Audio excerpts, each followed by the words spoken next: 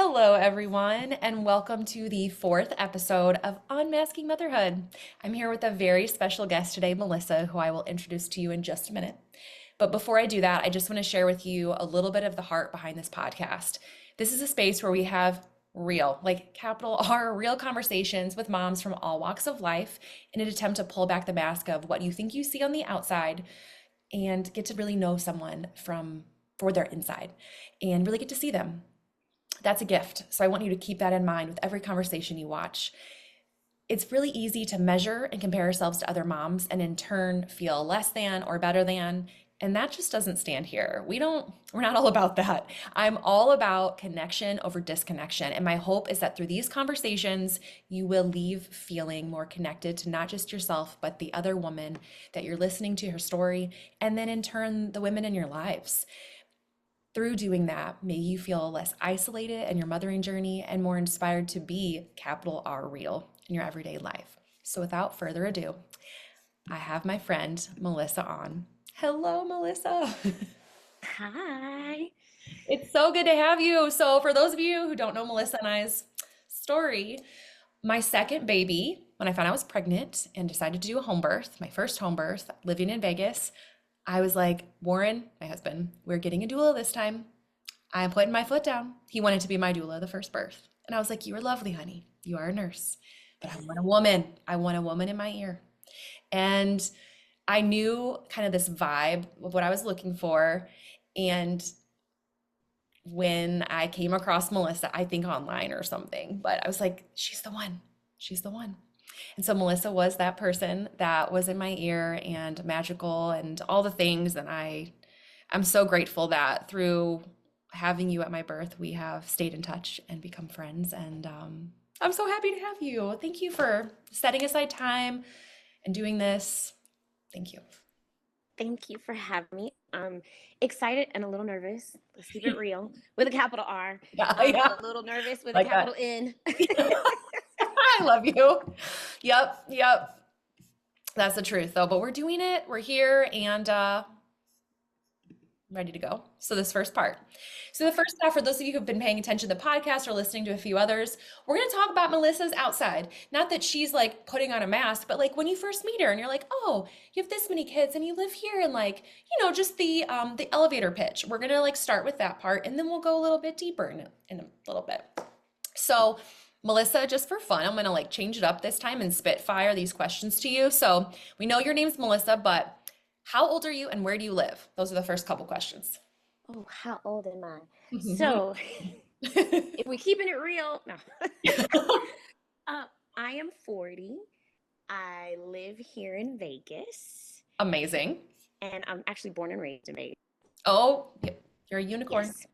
Mhm. I am. There's not many of us who are born and raised in Vegas, and the ones that are, I'm probably related to like half of them.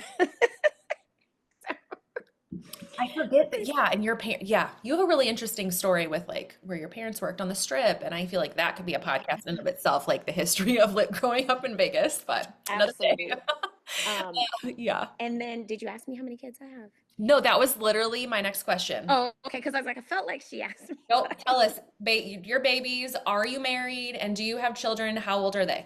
Yeah. Okay, so Of course I you. am married. My husband and I have been married for 16 years. Wow. We met each other it was my senior year of high school, his freshman year of college. So all in all, we've been together 22 years. Wow. Uh, I know like half of our lives, literally now more than half of our lives, because I'm only 4, but more than half of our lives we have been Yeah. together. And we have 3 children. Hmm. Aiden, Ryan, and Wesley. Aiden is 14. Ryan is 11. And then Wesley's 3. We've got a Dun, toddler and a dun, teenager. dun. Surprise! For those listeners, you're probably like, she's gonna say like 10 or 11, maybe 8. But No, nope, I you've have got a it. 3-year-old. And according to the maternal world, I was in a geriatric pregnancy at 37. Gosh. Whenever I first heard that and a friend told me, I was like, this seems like a disservice to us, be calling us geriatric in our 30s. I'm like, can we use a different term? I know that there can be more complications, like there's a reason for that name in the medical field, but I'm like, really? seriously. Like, I 30, felt young. I was fine. Um, 30 is the new 60 according to the medical field. Like, what is that? Like, or geriatric. Okay. Um, we make this may come up later, but just tell us in case it doesn't now. Was Wesley a surprise, or were you planning on having another babe? so Wesley, that's actually a really good question because I get asked that a lot. Everyone's like, so was this? Okay. I mean, you know. Kind of in a way, Wesley was a surprise, but not really. Wesley came along. I had, after having my first two, and I had my daughter, we had a boy and a girl. I always said maybe three kids, like two, maybe three was always like my story. If you ask my husband, he was like, I always said two. I don't know where we came up with this third one from, right? But I was like, two, maybe three. After we had two, we had one of each. It was like, hey, life is good, right? Yeah. We don't need any more. My daughter, Ryan, the middle, she was about three, maybe 4 years old, and she started randomly telling people there was a baby in my belly. There was a baby in my belly. Oh, My mommy's having a baby. There's a baby in her belly. It was weird to have to explain to people, I'm not pregnant. I don't know what this is. Like all of a sudden, she had this obsession. Well, her thoughts kind of then my thoughts. I was like, maybe a third one would kind of be like a good thing. So truth be told, it took me just about that long to convince my husband to have another oh, one. We were going back and forth, and then timing just wasn't right.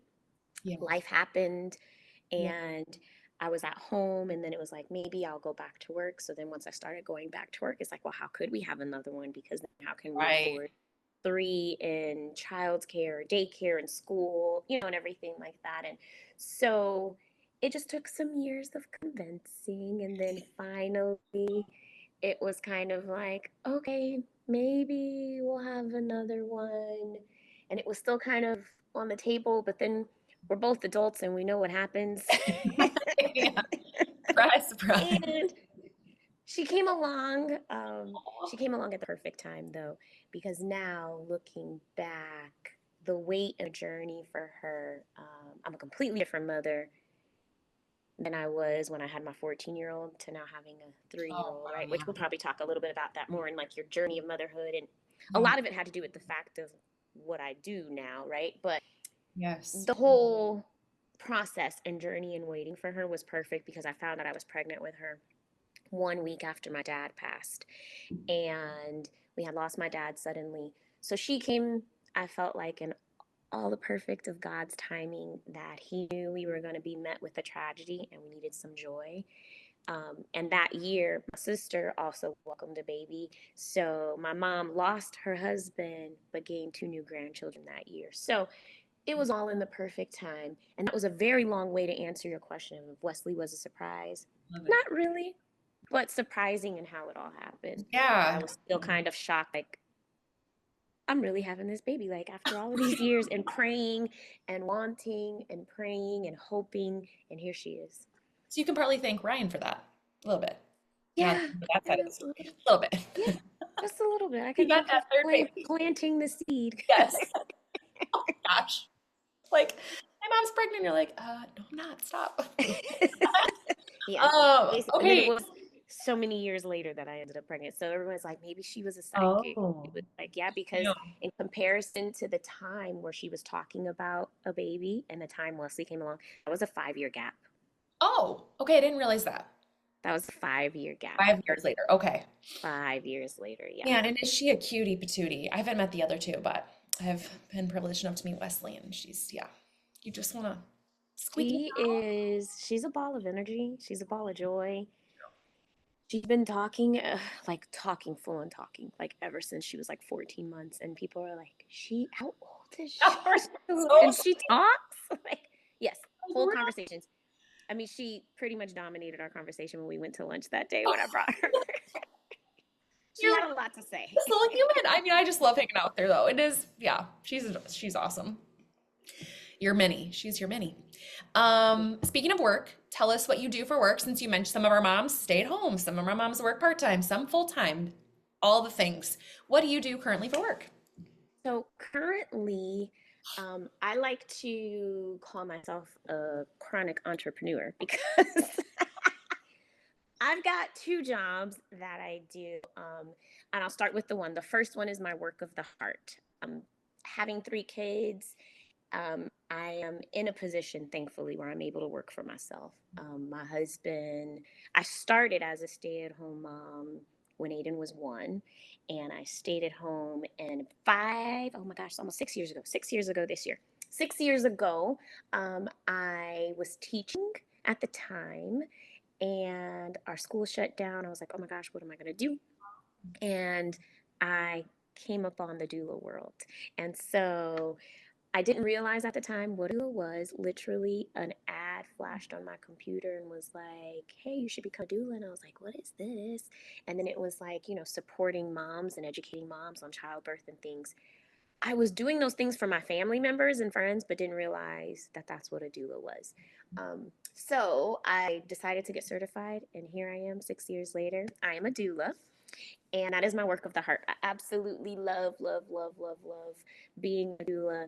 I am now 6 years in and probably like 60 or about to top 60 births in the past few years of families that I have supported. And Congratulations. then when I am not being a doula and by mom's size as they welcome their baby, I am also a realtor. I do real estate. Amazing. So you still work and your mom. You busy. I am. I am. I get to make my own schedule, which is great. For Because sure. it's for me, it's the balance. I can still do what I love, provide for my family, but then be there for my family. I do drop offs in the morning for school. I do pickups. My son had a ukulele concert last week. I was at school. I get to still be there. That's amazing. It sounds like a great balance of like you have your things, your passion project, you're bringing in some income. You also get to be there for those important moments too. Yeah, I love it. Okay. Um, oh, when you think about your upbringing, just your background, growing up in Vegas, Hmm. living Melissa's life, is there anything that you just share a little bit about your background, your upbringing, um, and if there's anything that feels important to share about the way you were raised, or just anything that felt monumental as part of your story. Okay, so my parents were both transplanted here via the military. My dad was in the Air Force. They met and married young. They were 18 and 19 when Oh they my. met and got married. And then 11 years into their journey of being married when they had me. So I came along. They got married young, but they didn't have me till they were 30. Wow. Um, Okay. Not by choice, though. My mom actually, now being a doula and being older and understanding her story, my mom suffered a lot of miscarriages trying to have us. Her journey to motherhood was quite a journey. For years, they struggled to have babies. My mom even had a stillbirth. And it wasn't until I got older that I started to understand what that was. And she opened up and explained and everything to us. And thinking back, I'm like, man, she needed a doula. Um, right? Like she needed a doula. So, my parents, like I said, they had, and it's me and my sister, it's just the two of us. And my dad, he was originally from Dominican Republic. He came to the United States when he was 11. Okay. And then my mom was originally from North Carolina, Okay. and she was born and raised there. And then they both, like I said, because of military, got transplanted out here. And we grew up in a very strict household. My dad was growing up, he was assistant pastor of the church that we grew up in. My mom was an usher. My sister and I were in the choir. We helped with Sunday school because my parents were over like the children's ministry. They Oh. also did Friday night service. We were in church all of the Oh. time, all of the time. Basically lived And so we there. grew up, Yeah. yes, we basically lived there. So we grew up in the church a lot.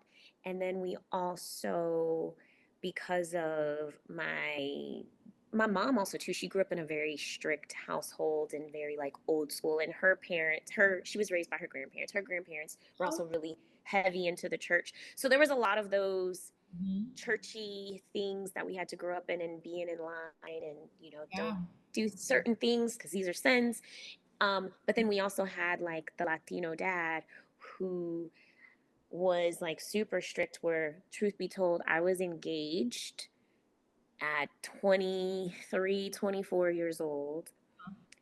I moved back home. I had my own I'm so place. sorry. I Yeah. moved back home because I rented my house out to say our wedding, and back home, and I'm engaged, and I'm leaving the house. I'm coming home at night with my fiance, who ended up being my husband that we're married to. And we have 3 kids, and my dad was still like, "What time did you get home? Did you go out with that boy?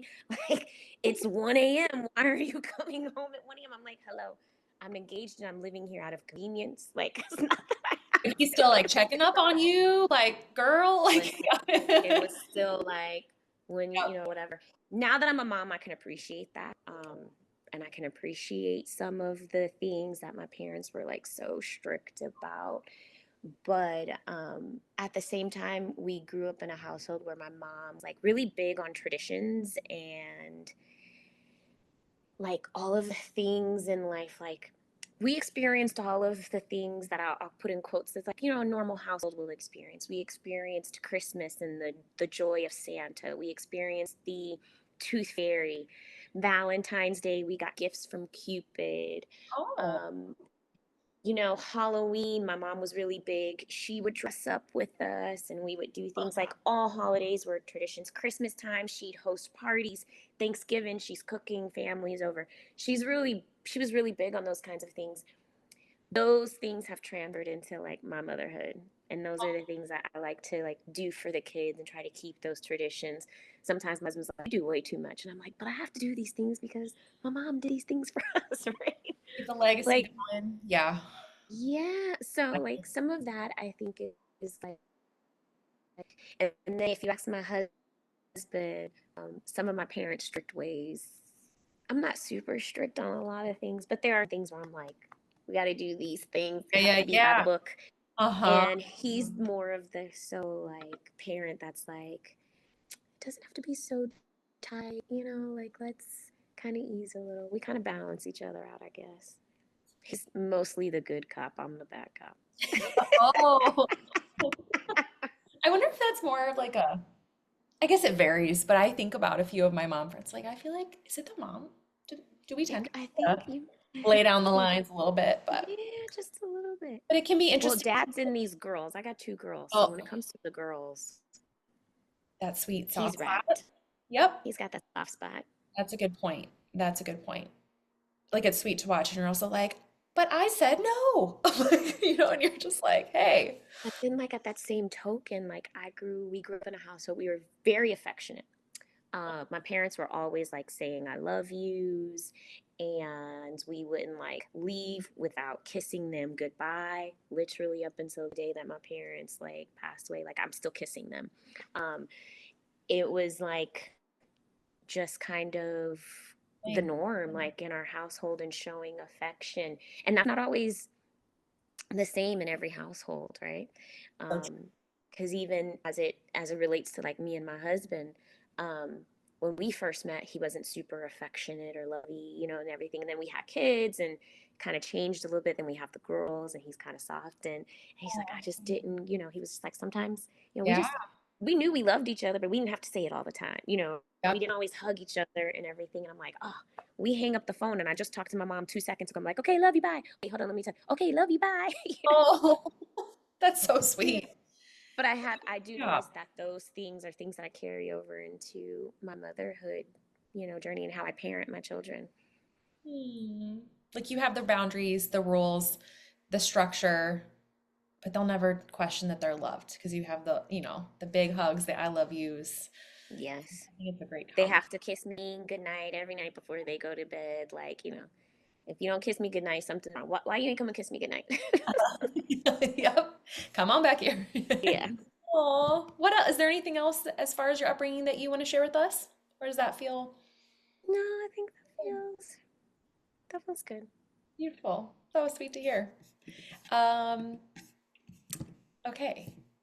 So this is like a question that kind of segues us into, okay, we got to hear about Melissa. She's a realtor, doula, mom of three, and 40 years old, living in Vegas. You know a little bit about her. And this is where we go a little deeper, where you get to see more of Melissa's heart. And this question's kind of fun. So the first part will be like, how do you think someone just meeting you perceives you? Or like people that know you a little bit, like how would they describe you? And then there's a part two to that. How would people describe me?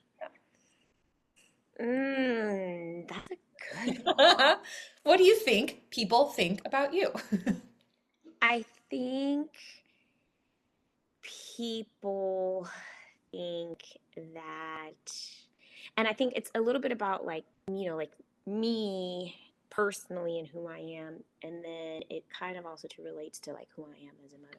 People probably think I have it all together, and that I know it all. I'm super knowledgeable because I'm a doula, right? Because generally when I go in and like I meet with clients, they're coming to me as like the expert, right? I'm the expert on how to help you prepare for birth and different things. So they probably think like she knows it all. She did everything wonderfully. She's great. Um, People probably also look at me and think I'm super mom because I'm doing a lot. I'm doing a lot, right? Like I've got the two jobs. I've got three kids. All three kids are in activities. I've got a soccer player who plays club soccer, and he travels with soccer. So sometimes soccer calls for us to go out of town. I've got a competitive swimmer, and we're at the pool 4, sometimes 5 days a week. Sometimes, this week, we're going to be at the pool 7 days. She's got to meet weekend, right? So she's involved in sports, and I've got this little one, my 3-year-old, and she's starting to swim. And, we're very involved. We try to travel with our kids. So it looks like I'm super mom. We got it all together. And I've got the perfect like thing going on. I work for myself. I'm Yeah, successful. I could probably see some people looking at me and thinking like, she's got it together. yeah, yeah, totally. And there's truth to that. Like, you are a super mom. There are days where you have it all together. And the second part of this question is like, where would they get that wrong if they thought that about you? Where do they get it wrong? If they're like, this is just perfect, she has it all together, the cutest little family Mm. behind the Repeat mask. the repeat Yeah. the question. So if the outside is like, if people see you on the outside and they're like, looking at your life, like she has it all together. She's super mom. Behind, if we were to lift the mask up and like reveal a deeper layer to that, where do they get that wrong?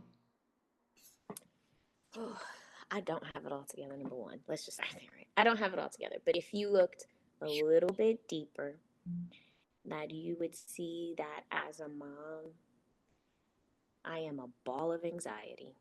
Mm. I am a ball of anxiety. Every day, there's a little bit of some fear of the unknown, of what's going to happen. Am I doing things right? Um, are my children safe? And I think generally there is just a natural, I think all moms have this, and I don't think we speak about it enough. I Mhm. do think that there is a level of anxiety that comes along with motherhood from the moment you pee on a stick and you see those two lines. Yep. Doesn't stop, does it? There's anxiety of, you know, having this baby. Is my body ready for this? Are we ready for this? Can we handle this financially? What have we just got ourselves into? Is baby healthy? Is baby growing? During pregnancy, they tell you eat this, don't eat that, do this, don't do that. You're going to all of these scans. Does my baby have all of their toes? Then that's the worry on the inside, right? Then the worry comes on the outside once they're Oh, here and their babes and their little, like it carries on, right? yeah. Yep. There is a level of anxiety that comes with motherhood. I do think that mine is just a little bit more sometimes. My anxiety is sometimes like Mm. their car seat. I have to make sure my children are in their car seat and it is properly strapped. And any of my friends or family members that know me, they know I am the car seat like inspector.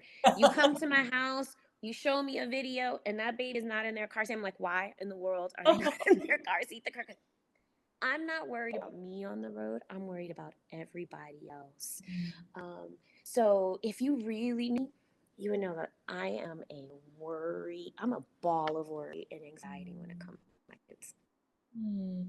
Thank you for sharing that. Yeah. That's like that's real. I worry about a lot of things, and some things are like you shouldn't have to worry. They're fine. And but there are some things I even worry down to the food they put in their mouth. What do you mean by that? Oh,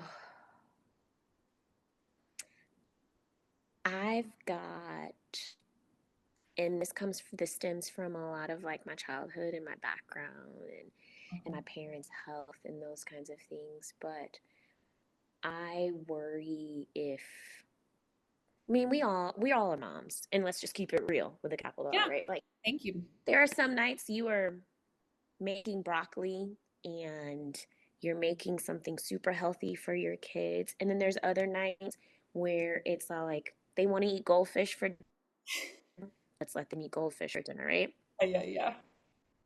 I can never get myself to let's let them eat goldfish for dinner. My thing is like, nope, even if they have one goldfish, something's gonna happen. That stuff isn't healthy. And then now they're building an unhealthy habit for the rest of their life and now they're gonna be ill. Like that's where my head goes. Yeah. Yeah. It spirals. It spirals. And if you let my husband tell you, and my family, they call me the food police. But I know where that comes from. That stems from I grew up with my dad having health problems at a very young age. I was 8 when my dad first went into the hospital with heart problems. He had clogged arteries and he had like a mini heart attack. He was 38, I was 8. 38 is young. Oh, So in my head as an 8-year old going to go to the hospital and see my dad, and he's got tubes up his nose, and he ended up throughout his life he had like two quadruple bypasses, multiple heart attacks. Yeah, he was on dialysis, he was diabetic, high cholesterol, high blood pressure, all the things. Every time we would go see a doctor, it's like, you got to eat better, you have to eat better, you have to eat better, better diet, exercise, eat better, better diet. So for me, my kids eating the goldfish, eating ice cream, having the bag of chips, for me, I see, well, in long term, what's their adulthood going to look like? Is this going to be a bad habit that they're going to develop during adulthood and they're going to live a shorter life or not live their life to the fullest because they're not eating well? That, hmm. I'd probably say that's my number one anxiety as a mom.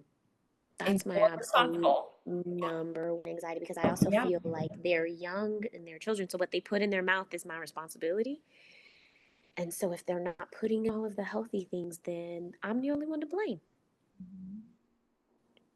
So that mom guilt, oh, Heavy. that mom guilt is heavy. Yeah. Mom guilt is heavy sometimes for me. Mhm. What I love about like what you shared is, and this space to talk about it is like maybe someone could like pull back the mask and get to know you enough to be like maybe at a party or something with the kids, a kids party. They'll be like, Melissa's not letting her kids eat that, and they might be like have a certain way they feel about it, right? Family. Oh, I've been in the room with other moms or Of friends. course you have for a quick, but the Your what, kids don't eat cupcakes. Your kids can't have the juice. yeah, Or I'm like, yes, they can have the cupcake. Just take the frosting off, please. You know, like like that's okay. my way of giving in, right? Have the cupcake, but let's take the frosting off. No, they can't have juice. They can have one slice of pizza. Wait, so are you freaking out when you see kids just go after the icing? Are you just like freaking out inside? Oh, Or yes. Like, Yes, oh I'm God, I'm freaking out on the inside. gonna I'm die. freaking out on the inside. I will never tell that mom, like, you just let your kid I'm gonna have panic two attack. cupcakes. I'm just Do thinking, you? I'm gonna That look. works for you, but that's not working for my kids. They're not Yeah. about to have some cupcakes. What I love about motherhood though is like you can do it your way. There are no rules. Like There's no rules. based on our society in America, like that might seem extreme to some, but I know many parents that have similar vibes with diet, nutrition, and eating a certain way in their household. And it's like you can do whatever the heck you want. It's your household. But what I was just getting wanted to get back to is like people might see you on the surface and not seek to understand. And you know, if they really knew you and they knew that starting at 8, you probably lived with, I'm just gonna guess, a level of hidden anxiety about the health of your father and like, is your dad gonna die Absolutely. since you were 8? Yes. Yeah. And that food was always a thing that like that was stressed. And I don't know if he chose to like follow those rules or not, but of My course, dad was a lover of bad food. oh He yeah, was a of lover of bad food. course you're gonna, yeah, He loved his fried foods. He was from the islands. He loved his yeah. white rice, beans. He loved all of those Plantains. Did things. you have plantains in your house or no? Yes, we had, yeah, absolutely. We love plátano, okay? And it's not like, and they have to fry it. You got to fry the plátano. There's no other way. Of course, And everything's then right. he was the, he was the sandwich king. Like my dad could make a mean sandwich, okay? But like his sandwiches had to have ham, salami. That was it. He would get turkey. That was the third meat that was on his sandwich. But it's not a sandwich without salami and ham. Yep, yep. And so yeah, like if you, Oh, yeah, like so on the outside you look like, gosh, she won't even let her kids have a cupcake. yep. I said for me it's deeper. It's deeper than that, and I don't think a lot of people know how deeply rooted. I don't think even my husband understands sometimes how deeply rooted that worry and that anxiety is. Mhm. Yeah, yeah. It's just so quick to judge a mom or yourself.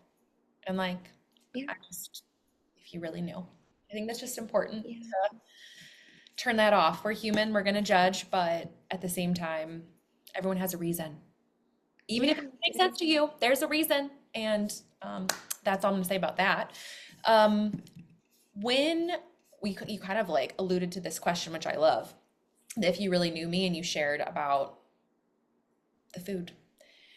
Is there anything else? Like, if we really knew you, Melissa, what would we know about your mothering journey that feels Mm. present to share? Oh, my mothering journey. At times, I have felt very alone and isolated in my mothering journey. Um,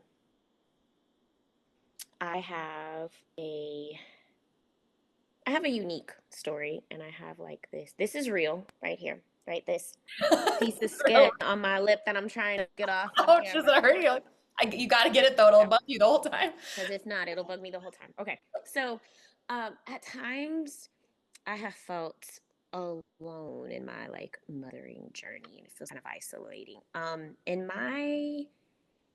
my surroundings, like my immediate family, I was the first mom to become a stay-at-home mom.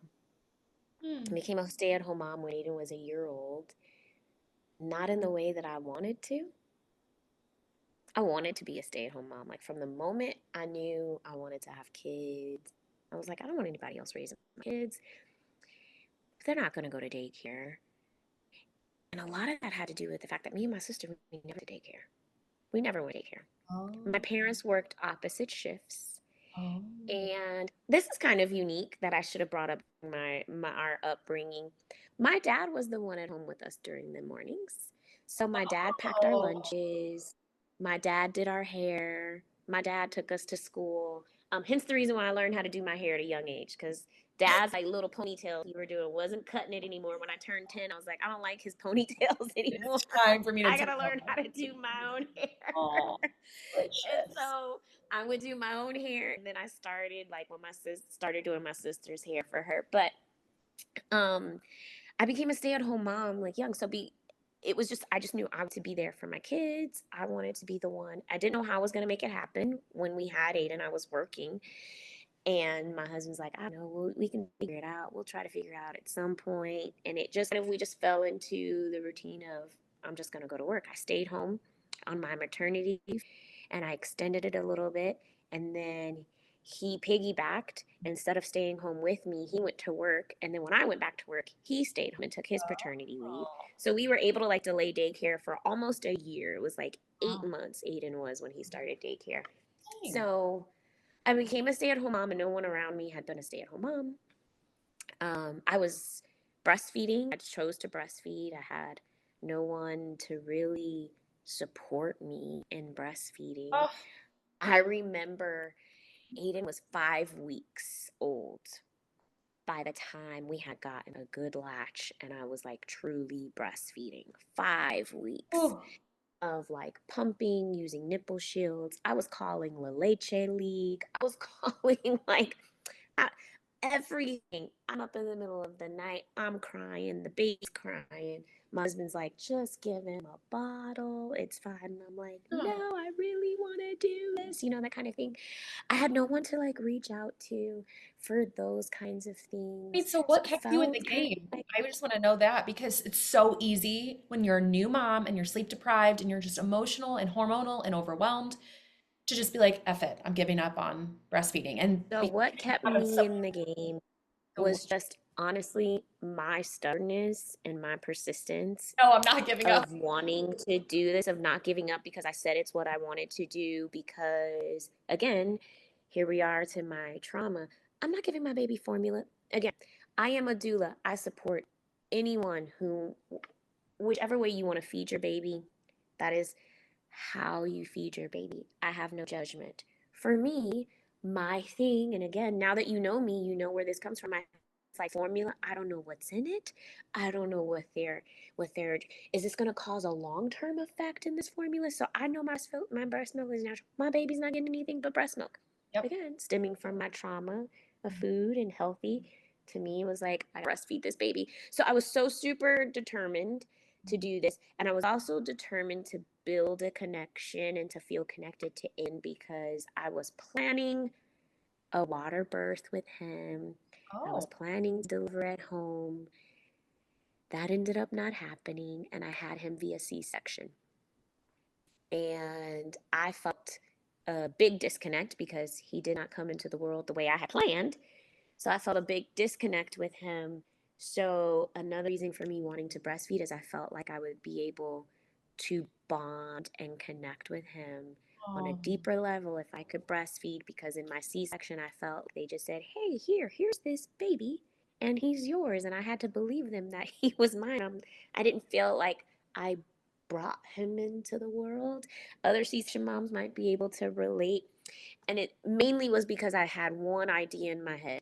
And that's another reason why, as a doula, I explore all avenues and we talk about all avenues and we talk about different, in the case things don't go as planned, let's talk about these as things because it's not a surprise. I was completely surprised and shocked. I never even thought about C-section.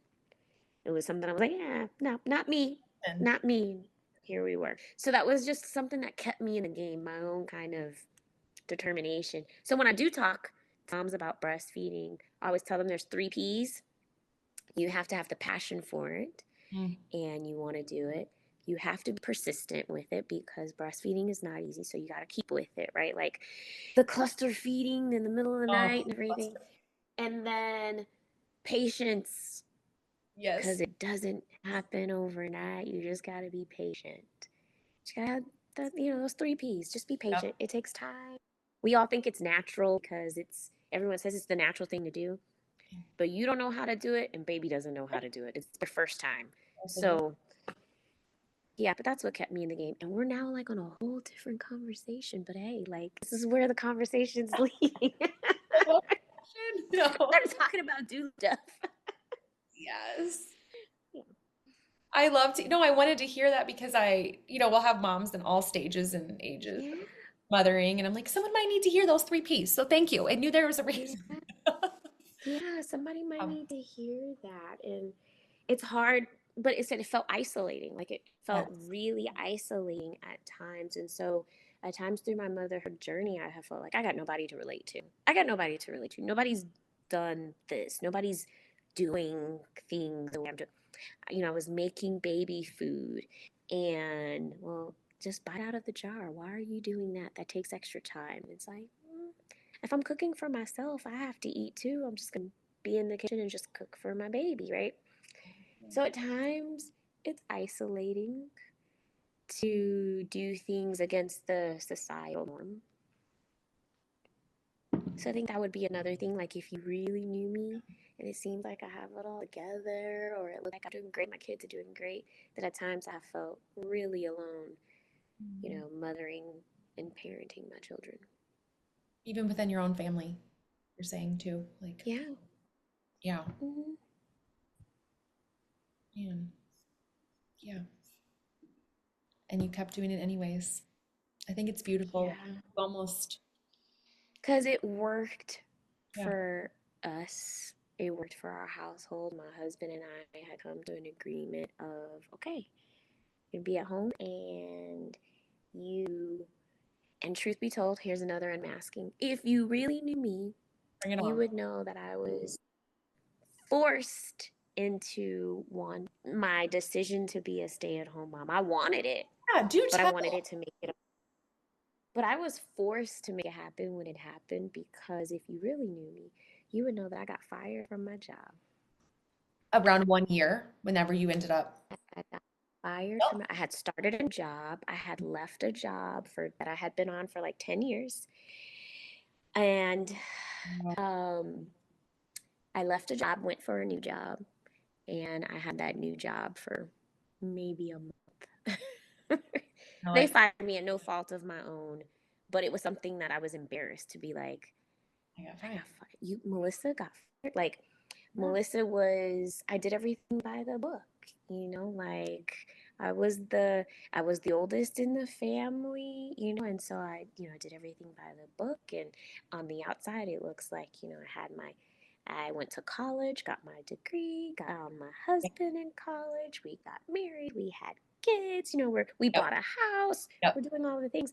I wasn't about to tell anybody I got fired, Yeah. but now I am very, I own that story now because my mom told me, be careful what you pray for because you Yeah. just might get it. And I got it, but not in the way that I wanted to. But I got what I prayed for. I had prayed to be a stay at home. I dropped my son off at daycare every day and cried. He was at a home daycare 5 minutes from where we worked, and that still wasn't good enough for me. Um, it was tough. It was tough. I hated being at work. I was like, this is for the birds. I would do a job and I would just go home. And I was like, I hated every second of it. I just wanted to be with my baby. No one else should be raising my baby. I need to be at home with them. And so I got exactly what I wanted, just not in the way that I wanted it. And I remember driving home that day, calling my husband, crying. I was like, Naturally. I just lost my job. And he's like, what? Like, what is going on? And I was like, I don't understand, blah, blah, blah. I tell him the story. He's like, that's not your fault. I was like, I know, but, I guess they had to make an example out of me. So whatever. And then I tell him, I'm on my way home. I'm going to go get Aiden. And I guess I'll just come home and start looking for jobs. And he was like, don't do that. We will figure it out. We will figure it out. I Thank you. remember, oh, and I'm probably gonna cry. This is why I have tissue nearby. I remember that day calling my dad. I went and picked up Aiden from daycare. I picked him up early that day. And I didn't even explain to the daycare people like why I was there early or anything like that. I just went and picked him up early. I called my dad, and my dad was like, let's go to the park. And I was like, okay. So we took Aiden to the park, and we went to this park that we had gone to when I was a child. It was City View Park, and we would always go there. And they had like a pond with ducks and stuff. And he's like, "Let's go. Let's take bread. Let's like let Aiden feed the ducks." And my dad like reassured me like everything was going to be fine, and that maybe that wasn't the job for me, and everything. And there's a plan and all of this, like like God has a plan, but like the little kid in me is like, I gotta call my daddy, and tell him what happened. And then I came home and we instantly just started making decisions for me to be at home. We sold my car. I had just gotten like the car you drive. I had just gotten Oh, the SUV, Lexus SUV, and that was like my mommy vehicle because I needed yes. room for a car seat and and everything. And we sold my car Oh, and we started making adjustments. And my husband's like, "We'll just have one car. We don't need two cars." And we started making adjustments to be at home. And here we are years later. Then we ended up deciding to have Ryan like a couple of years later. And I just became stay-at-home mom and stayed home and took care of our babies, and we made it work. mm.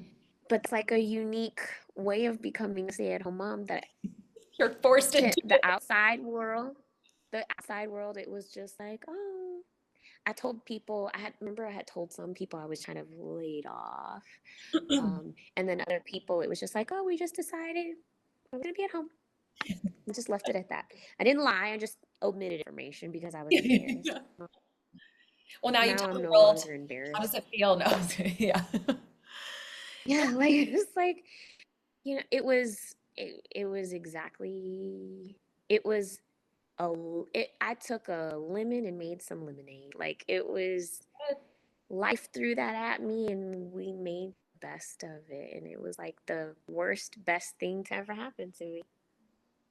And what's interesting is like so many moms will stay in situations, whether it's related to work or not, just because they feel like they have to when there's a part of them. And sometimes you literally have to, whether it's work or not, but like, um, don't want to Yeah. discount if it is work and financially you can't quit. There's the truth to it, the reality to it. But there's a lot of women who are like, I wish I didn't have to do this thing, and they don't see a way out.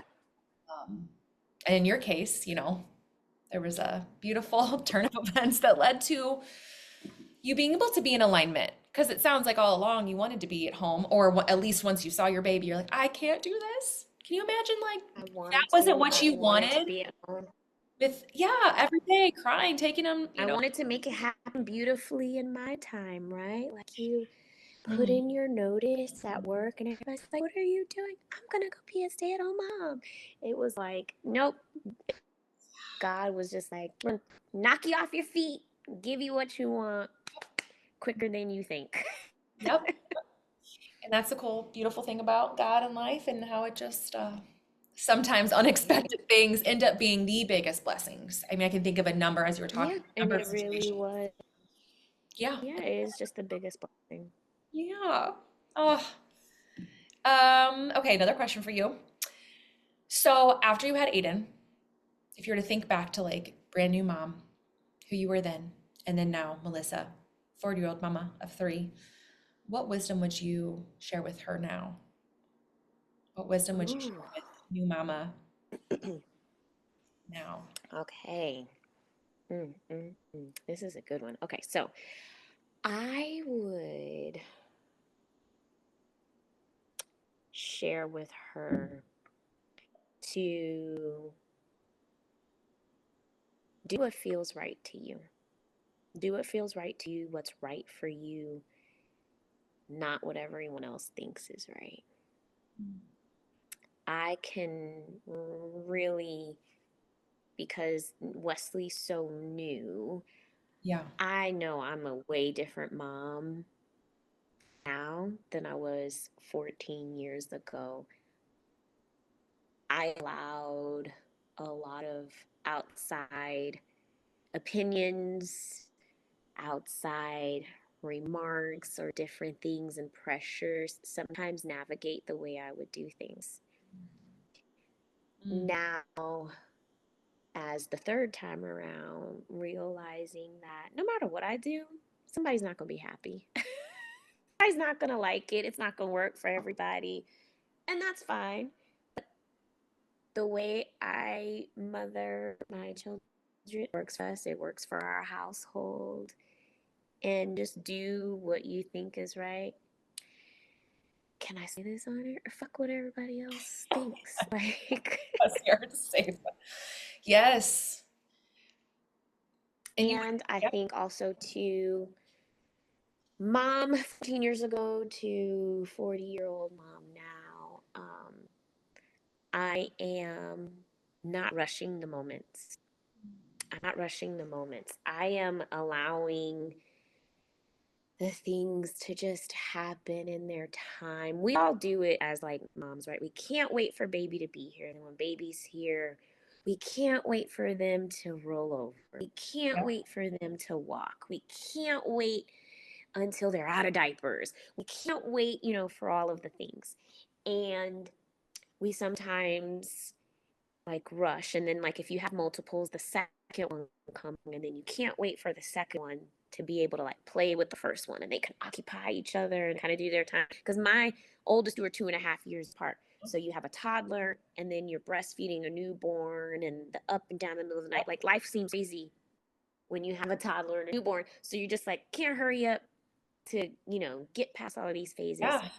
Where now there have been years and gaps in between, I am appreciating the moments and just kind of trying. You can't slow time down, but in the moment, trying to just soak things in, because I'm realizing these moments fly like so fast. So, like, I breastfed Wesley until I felt like we were both good. We were both done. That turned into 31 months Wow. compared to 15 and 18 months with the older two.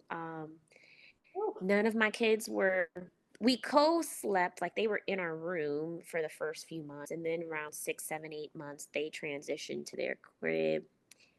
With Wesley, we bed share. She's now, as a 3-year-old, transitioning to her own room, but as a baby she never spent time in a crib, she never spent time in a bassinet. I decided she could sleep and I could sleep when she was in bed. So as long as everybody's getting sleep, that's Yeah. all that matters, right? That's the I'm truth. not rushing those. I'm Oh, not rushing those moments. Um, she walked a little bit later than the other kids, but I did a lot of baby wearing, so I always like held her and was close, and she was close to me, because I'm like, she's not gonna be this small forever, even though she's tiny. She's not gonna be this small forever where I can like hold her and pick her up. So you learn to enjoy the moments, because someone said it to me.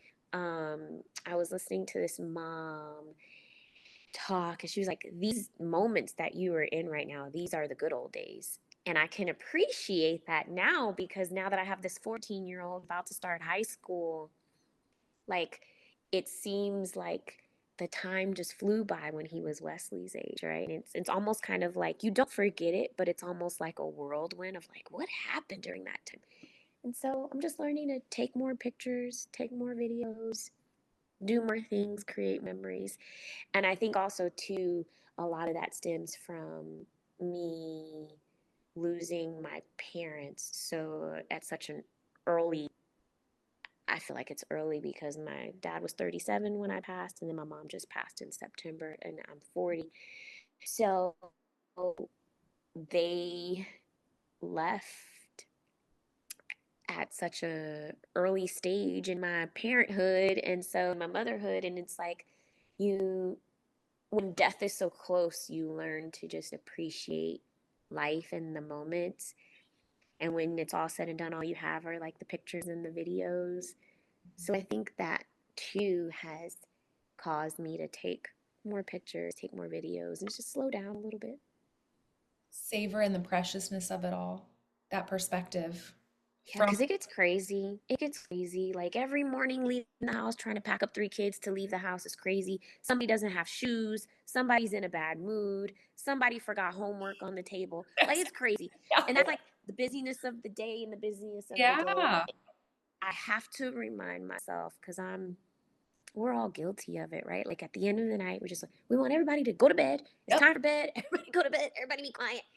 And then you like, the days just continue and continue and continue and go on and look up, and it's all like a high schooler now. Like all these crazy days have turned into, and so it's like sometimes I really have to remind myself to slow down and enjoy the precious moments, enjoy the cuddles on the couch, enjoy the kiss, enjoy the bath time.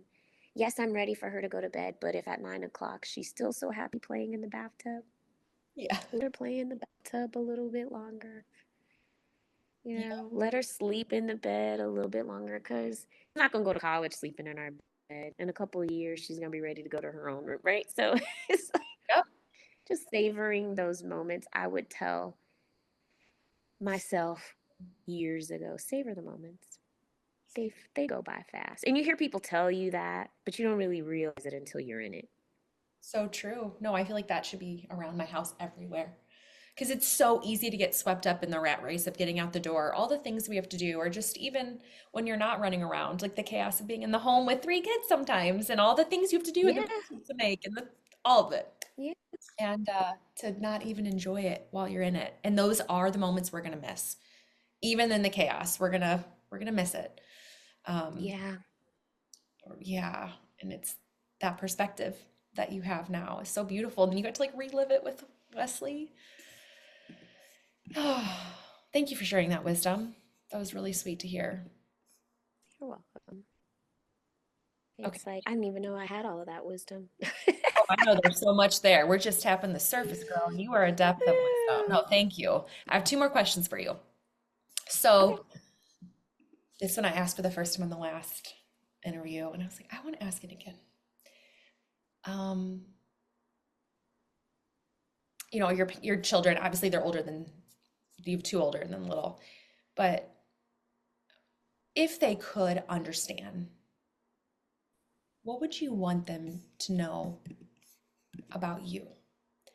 Um, without like when I say what if they could understand, without like dumbing it down, because you'd want it to meet their intellectual level. Like if they could really know a message on your heart about you right now as a mom, if you had something you just wanted to share with them, like, mommy wishes you knew this about me. Like, what would you want them to know, your children, about you? Ooh, So what would I weird want my way that I children worded to it. But know? yeah, What would I want them to know about me that I don't already know? yeah. Hmm, that's a good one, Beth. Oh Good and gosh. sticky. Like, And if nothing comes, that's okay. But yeah, just Let like me see. What would I want them to know? maybe it's about your story or your heart. Like any can be a tangible thing or an intangible thing. Hmm. I think I would want them. Hmm. This is what I would tell them. This is what I would want them to know, and this is just what came up. I, oh God, I would want them to know my biggest fear. And my absolute biggest fear as a mom is leaving them too soon in their journey. Mm. I know there's going to come a day when I'm not here, but I don't want it to be premature. See, we didn't need the tissues. We did need tissues.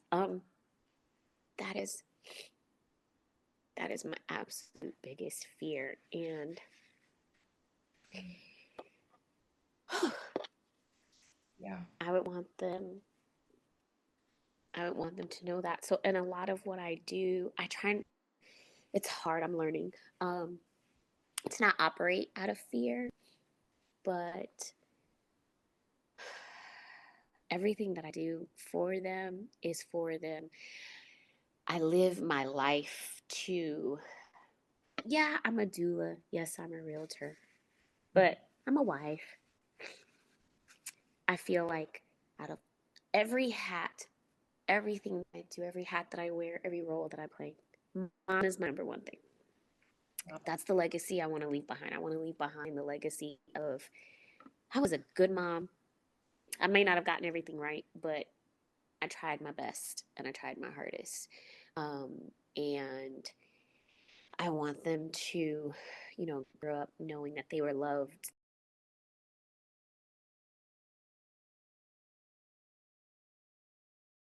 this is where it cut you off because I want you, it was, you were saying, I want them to know they're loved. I don't know if Oh you yeah, so remember I what you want were them to know saying. that they are, yeah, so I want to know that they are loved, that no matter what, home is like the safe haven, the place that you come to. The older two, like I said, they're so close in age, they're always fighting and arguing together and doing stuff. And I'm always telling them, the world is cruel enough. The world is cruel enough. You're gonna leave here. There could be somebody who doesn't like you, or there's something happening. The world is cruel enough that you don't have to treat each other like this at home. This should be the place that you should come home and you should feel loved, not fighting. And I know it's just a part of like me and my sister, we fought too, right? My husband says it makes them closer, like with siblings, those kind of like times in there. Sometimes they're arguing about crazy things, but I'm always like, the world is cruel enough Mhm. that you don't have to get that here at home. Like you should be able to come home and feel loved and feel safe. And so I want them to always feel that and know that. But like, but deep, deep, deep down, if I could tell them anything, I would tell them that I'm afraid to leave them. We want you here as long as you, with those babies. If they choose to have grandbabies, like, or their own babies, I want you to Yeah, see those babies. Like, I want to see it all. I want to be here for it all. Because I feel like, how can they navigate the world without me? Like,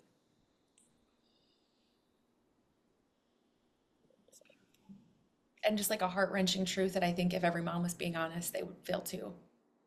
We don't want to leave our babies before. Like, they do need us. And even into yeah, adulthood, we want to yeah, be needed by them, even though it looks way different. Don't you want yeah, Aiden calling you, like, if he's having a relationship struggle or a work struggle, like, I know I can call my mom and she's gonna be there. Or if Ryan gets fired from her job, she'll be like, Mom, come with me to the park.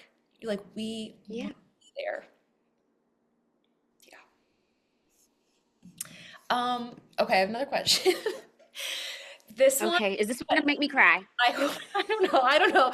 But we'll just, because I feel like I could talk to you forever, as always. But I am only asking this one because it's something that came up before we pressed record, and I know you have a special heart for the Black community of mothers.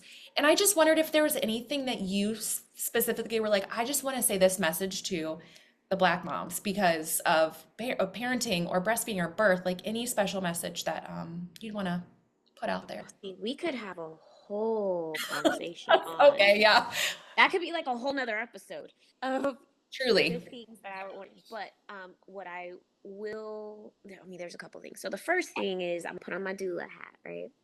Please do. As a woman of color, as a Black mom, um, we are number one when it comes to, we have the highest maternal death rate. So when it comes to giving birth and having a baby and deciding to, bring this child into the world, just because of the fact that you are a Black woman, you're already more likely for to have some type of complication, and you could possibly not be here, and your baby could not be here. So as a Black mom, I say educate yourself, know your options and different things. And we tend to do things the way our family did, right? Like you go to we all do things just kind of how, if your mom went to the hospital, had a baby with an epidural and did all the things, they do that. And then you don't ask any questions because we just don't really, sometimes we don't even know. So do your research and do your education. So as a Black mom, I would want to share with you the importance of having the support, the importance of having a doula. This is not a sales pitch, but like the importance of just knowing that this is really, you are risking your life. So know how to make sure that you come out and you're still able to be here for your family. You come out of childbirth alive with a healthy baby and a healthy you. I would also say that to find community. Find community. There aren't many of us, and it's my job. I feel like my job as a mom, because again, yes, I'm a doula, but I also come and I talk to you as a mom with experience, right?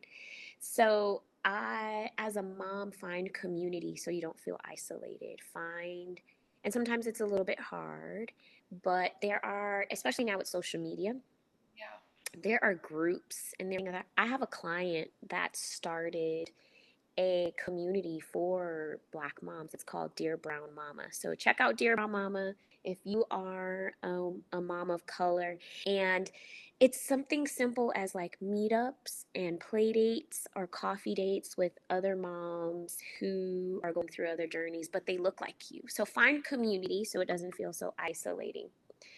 And then if I'm keeping it real with an R, um,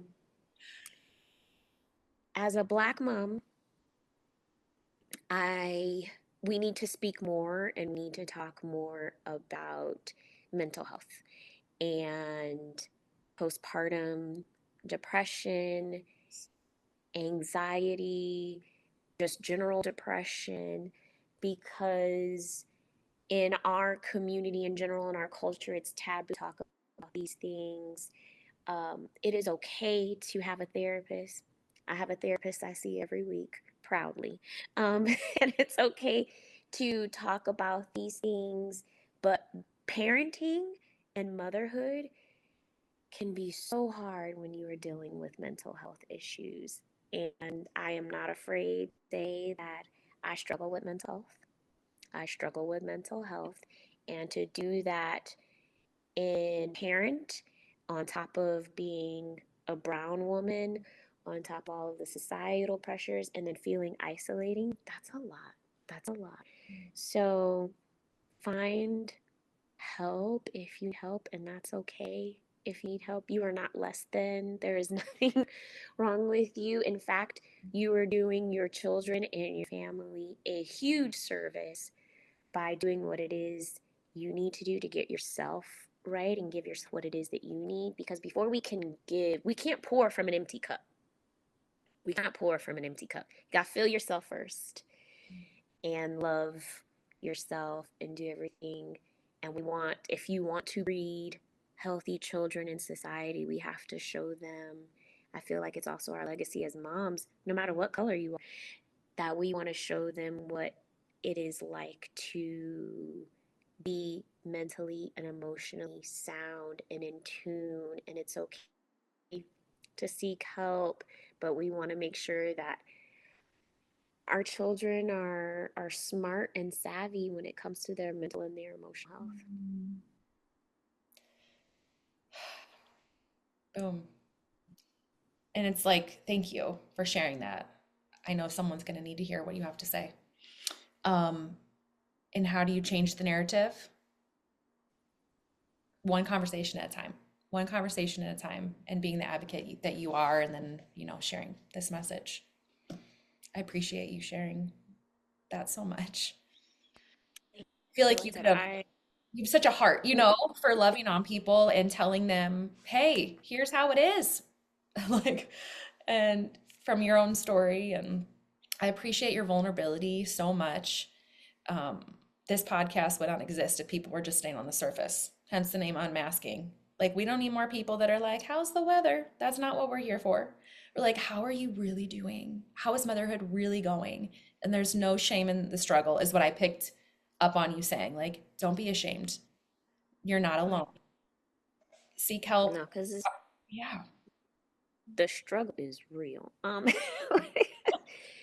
wrote a book on parenting and motherhood and how you're supposed to navigate this. We're all trying to like feel our way through it. And I just think there's so much judgment when it comes to just motherhood. It's like, judgment on what you feed your kids or what you don't feed your kids. If you let your kids have screen time, if you don't, if your kids are homeschooled or if they're not, if, just all of the things. There's so many, you know, I got judged that my kids will probably kill me for telling you Oh, this, no. but They won't like, know. Yeah. oh, they were in booster seats for a long time.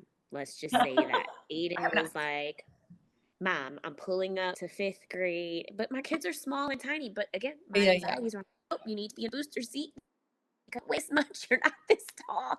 You know, whatever the case is, like there's so much judgment, different things. And then social media, we all have a way of just posting all of the beautiful things on social media and all the stuff you want people to know. Mhm. But there needs to be more of the You know what? I yelled at my kids today and that didn't feel good. Yep. Right?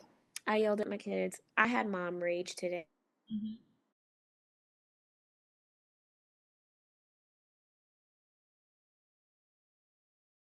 Okay, okay.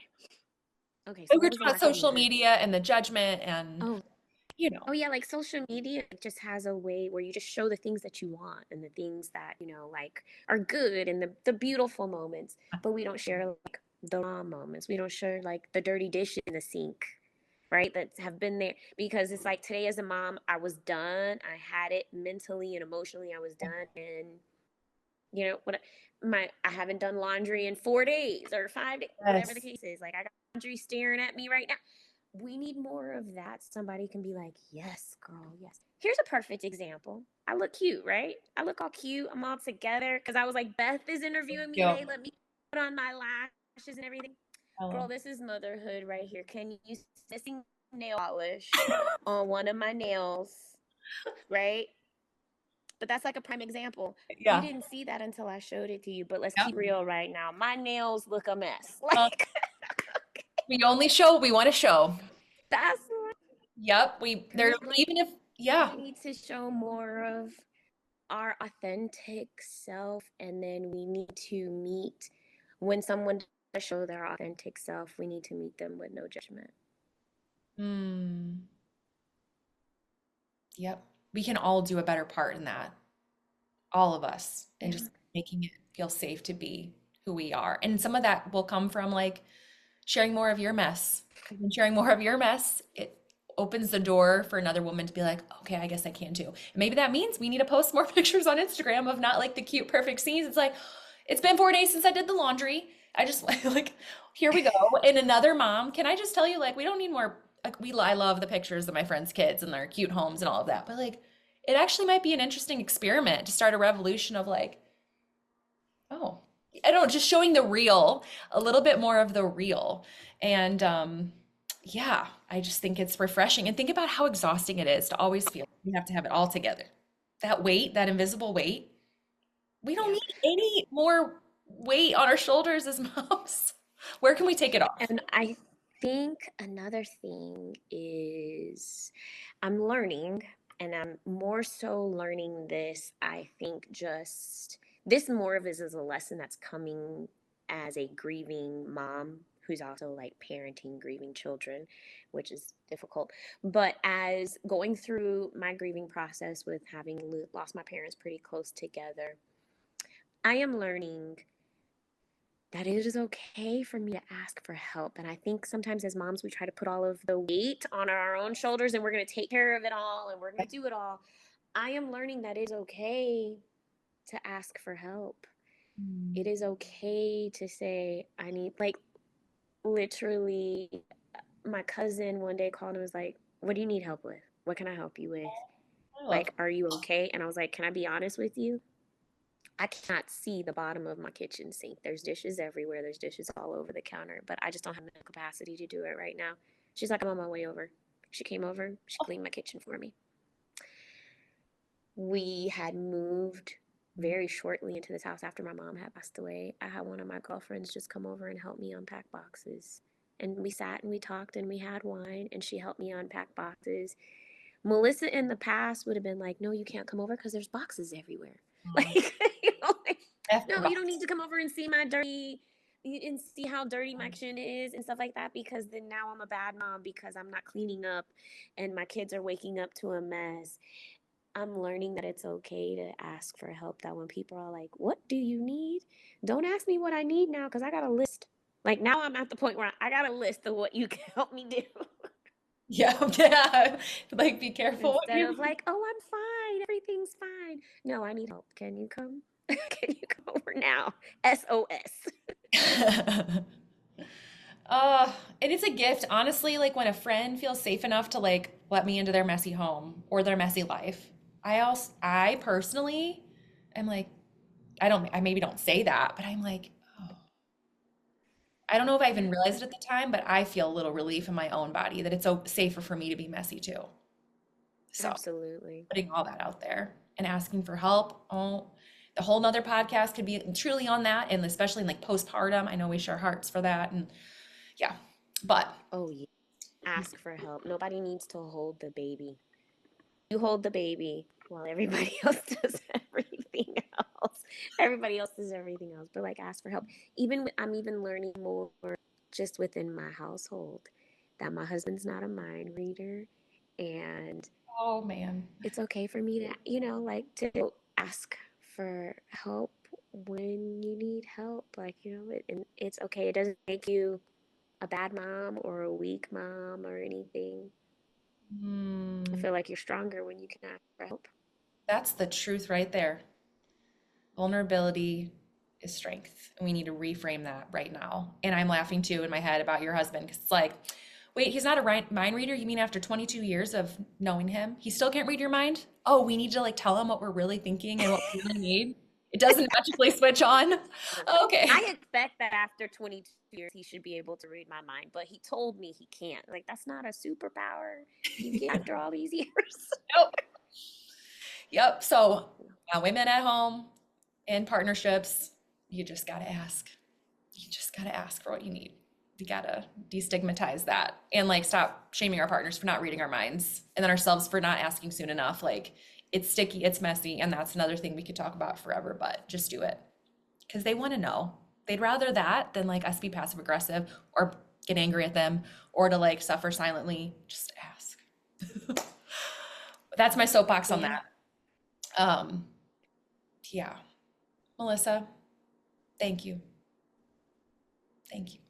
Thanks for having me. This was nice. After the conversation started going and flowing and kind of see where it led us, I wasn't so nervous. And I kind of want to do this again. Like, when can you have me back? Is it fun? I told you, like, just trust me, we'll have This fun. is We are talking fun. before this. Yeah, like there was another mom who, Taylor, reached out to me, and our interview was like a couple months ago, and she's like, I rewatched it. And I'm like, I feel like I have more wisdom to share. Like, because of just even a couple months in, she's in a different part of motherhood with like she has an infant right now.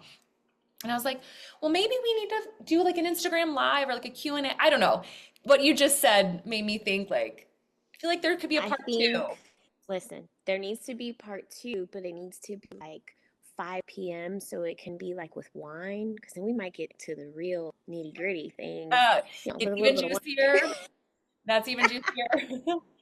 Yes. Oh, well, hey, and for the moms listening that are in Vegas, I'm bringing back my mom's gathering. So that is a plug, a shameless plug for that. Like when you're talking about community for the brown mamas, like we all need a community, and it's really nice when it's people who like get it like yourself, especially when you're minority. Like I'm not discounting that for my moms everywhere, though virtually I'm bringing them back. So just if you're not following me on Instagram, Mrs. Beth Moore, I think there's an underscore between Beth and Moore. Pay attention, please come. I would love to have you and just to be in a safe community where you really can be real. That's something that I feel like I specialize in. Just coming, being yourself. Yes, you can wear the lashes, but you can also have the nail missing. It's okay. I'll be like, all right, whatever. It adds character. So keep an eye out for those. They're happening every month, virtually and in person.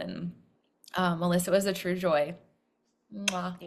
Thanks for Can I watching, just say everyone. Yeah, something yeah. really quick? Just really quick. I think I love the space that you are creating, and the dialogue and the platform of just kind of like unmasking everything and being real. And I think you have a true gift for this.